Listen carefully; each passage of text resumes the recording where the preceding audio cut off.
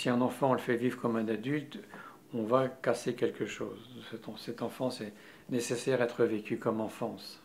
Tant que les usagers des banques accepteront qu'on puisse acheter un gosse avec sa carte bleue, on ne fera rien et moi je ferai rien. On ne tue pas la poule aux œufs d'or. Ils n'ont jamais été aussi mal défendus qu'actuellement, parce que les politiques au sens large n'y tiennent pas, très probablement. Je me rappelle d'un père qui disait « mais c'est quand je suis devenu père à la maternité que tout m'est revenu dans la figure ». L'enfant n'est jamais consentant. Jamais. Enfin, moi j'ai perdu plusieurs amis que j'avais rencontrés par l'association qui se sont suicidés. Je ne les catégorise jamais. Les violences qu'ils ont vécues va faire qu'ils vont exprimer leur violence eux-mêmes d'une certaine manière. Et ça demande souvent de longs entretiens et un gros travail pour repérer si c'est la relation familiale qui est distordue ou si c'est une attirance pédophilique du père pour un enfant plus jeune. Ce sont des gens qui ont horreur du corps adulte, qui sont repoussés par cette image du corps adulte et attirés parce que justement ça n'engage pas la même chose d'un point de vue psychique. Mais ça on peut le faire évoluer, on peut faire mûrir, comme normalement les autres qui ne sont pas pédophiles, on mûrit tous. De toute façon c'est prescrit, puis même si c'était pas prescrit, c'est pas le problème. J'ai besoin que tu reconnaisses que tu l'as fait. Et j'ai vu des hommes vraiment, dont certains étaient d'anciens magistrats, qui pouvaient reconnaître et qui disaient c'est vrai qu'à l'époque je ne mesurais pas l'impact, la gravité que ça pouvait avoir pour toi, la souffrance que ça allait générer. Dès que l'abus s'arrête, l'enfant arrête ses comportements.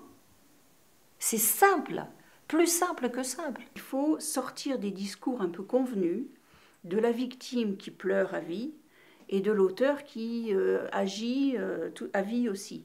On a besoin des hommes et des femmes pour avoir une société équilibrée, donc il est important d'arrêter de les opposer, les hommes et les femmes, de comprendre où sont les blessures des uns et des autres, et d'encourager tout le monde à prendre le temps de regarder ses blessures, à les réparer, et dans ce cas-là, on est dans le meilleur après de l'humain. Là, on dépense des millions d'argent, des millions d'euros pour le terrorisme.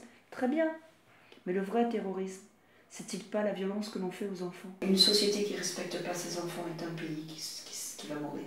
Rien n'est fait pour aider ces personnes qui appellent au secours. Il y a une association qui s'appelle l'Ange Bleu. Mais je n'arrive pas. Peut-être dans une soirée, il suffit juste d'aborder le sujet pour que quelqu'un vienne vous voir pour dire. Il faut montrer une ouverture. Il faut tout faire pour que les agresseurs savent qu'ils peuvent être repérés, punis, aidés aussi. Un enfant dit « je suis victime ». L'agresseur dit « effectivement, je reconnais ». La comparution immédiate, hein. Pourquoi traîner 5 ans? Il faut que les victimes sachent où s'adresser, il faut que ça soit ouvert et pas caché, parce que si les victimes voient que les autres aussi ont honte, alors qu'elles-mêmes elles ont honte, on ne va pas s'en sortir, c'est le cercle vicieux. On doit dire aux enfants qu'ils doivent refuser si une manière d'être avec eux les met mal à l'aise. Presque la moitié des agressions sexuelles ont lieu avant l'âge de 9 ans. À peu près le quart en dessous de l'âge de 5 ans. Donc la prévention, c'est tout de suite. On voit des gens qui ont été victimes, qui n'en ont pas parlé, et leur fils a abusé de leur fille. Simplement parler de mon histoire avec ma fille. Toutes les deux, on a parlé de notre histoire. À l'issue de cette séance, 3 jeunes filles ont dit avoir été violées. Alors, dont 2 victimes d'inceste. La personne présumée agresseur peut se retourner contre la personne qui a dévoilé les faits.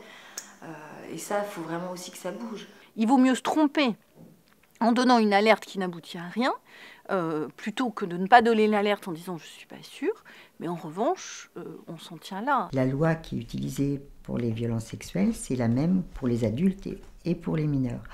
Donc ça, c'est totalement anormal, parce qu'un mineur ne peut pas...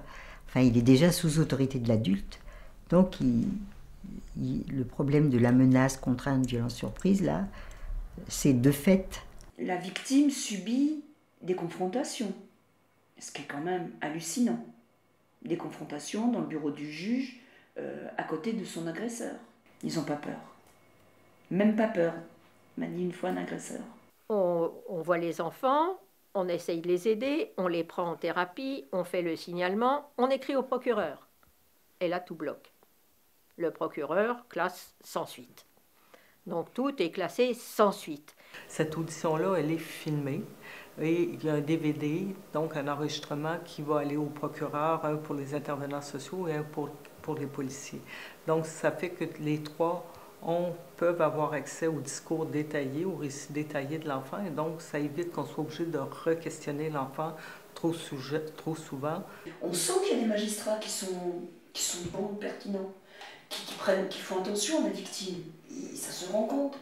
Mais il y en a d'autres, on se dit, mais il parle à la petite victime comme il parle au dealer, adulte, qu'a dealé une tonne de cannabis, pareil. L'expert avait dit l'enfant n'est pas crédible parce qu'il en parle trop facilement. Alors que l'enfant parlait du pipi blanc qui colle dans les mains. 60% des personnes qui fréquentent la psychiatrie ont été victimes d'agressions sexuelles. C'est énorme, c'est énorme. Dans le monde de la protection de l'enfance, les chiffres explosent. C'est parfois 3 heures de cours sur 5 ans de formation de psychologue. Vous avez encore des psys, des éducs, des assistantes sociales qui plaident pour le maintien des liens incestueux. C'est-à-dire l'enfant est placé, mais il est obligé de continuer de voir ses parents incestueux en droit de visite. Et ça, on sait dans les suivis de recherche, dans les suivis grâce aux recherches au suivi de victimes, que c'est hautement traumatogène. Ça déstructure très durablement et qu'il faudrait laisser le choix à la victime de dire « je veux, je ne veux plus ». L'amour, remettre au cœur de notre éducation des valeurs telles que l'amour de soi, le respect de soi, la confiance en soi, la bienveillance, et puis toutes les autres valeurs telles que la solidarité, la fraternité, qui sont des valeurs que nous vivons tous dans notre tête, mais très peu incarnées. C'est quoi le but de l'éducation? C'est d'avoir des enfants qui investissent leurs angoisses et leurs souffrances dans des œuvres plastiques ou littéraires, ou c'est d'avoir des enfants qui sont heureux de vivre?